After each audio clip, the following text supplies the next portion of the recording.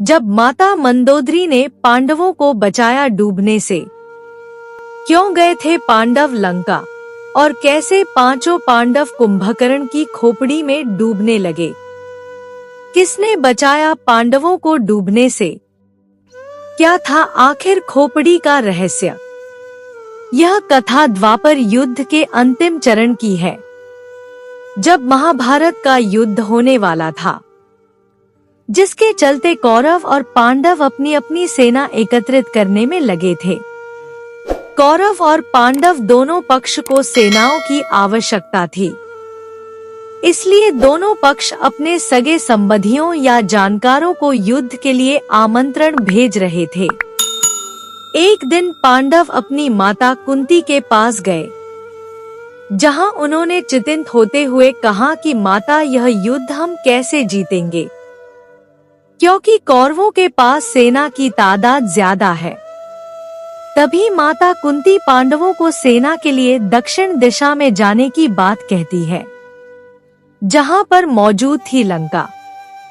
मंदोदरी से मिलने पहुंचे पांडव।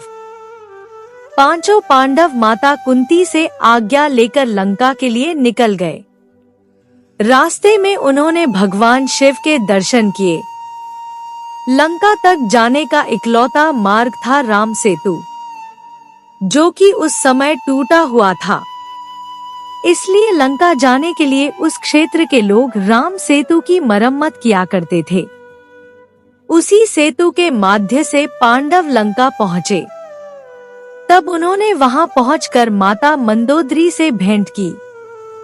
माता मंदोदरी से मिलते ही पांडवों ने माता मंदोदरी को प्रणाम किया और कहा कि आर्यवर्त में अधर्म फैल चुका है।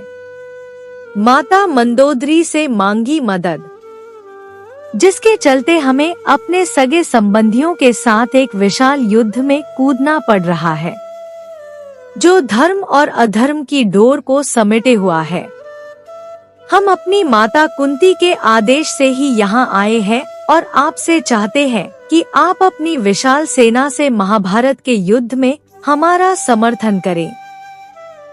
तब मंदोदरी ने कहा कि लंका के राजा रावण पहले ही स्वर्ग सिधार चुके हैं।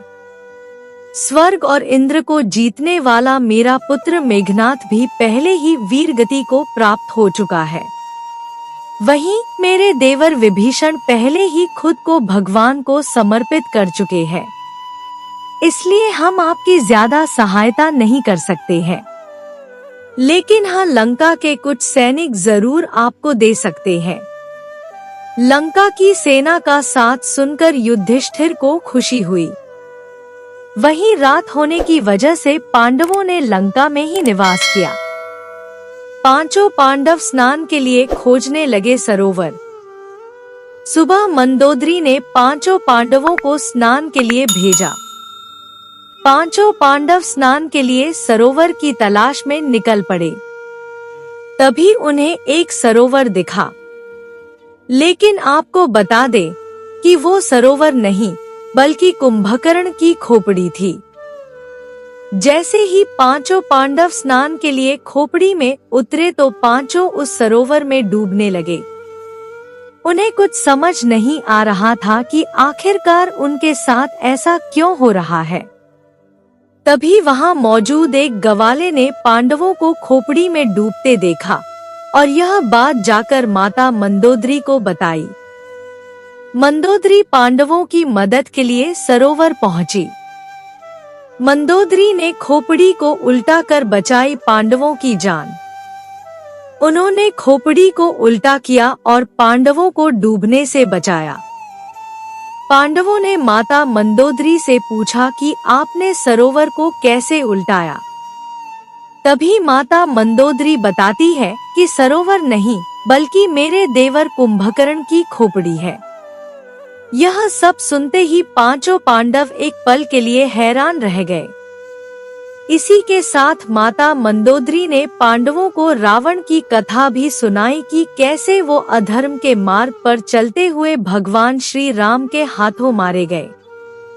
मंदोदरी ने पांडवों को कहा कि अगर तुम धर्म के साथ हो तो निश्चय ही जीत तुम्हारी होगी। तुम्हारी सेना बड़ी हो या छोटी उससे कोई भी फर्क नहीं पड़ता। और इस तरह पांचों पांडवों को माता मंदोदरी से एक सीख। उम्मीद करती हूँ यह कहानी आप लोगों को अच्छी लगी होगी। अच्छी लगे तो लाइक करें, अपने दोस्तों के साथ शेयर करें। चैनल पर नहीं है तो सब्सक्राइब करें। कमेंट में जय श्री राम अवश्य लिखें। कहानी सुनने के लिए बहुत बहुत धन्यवाद। मिलती हूँ एक और अच्छी कहानी के साथ।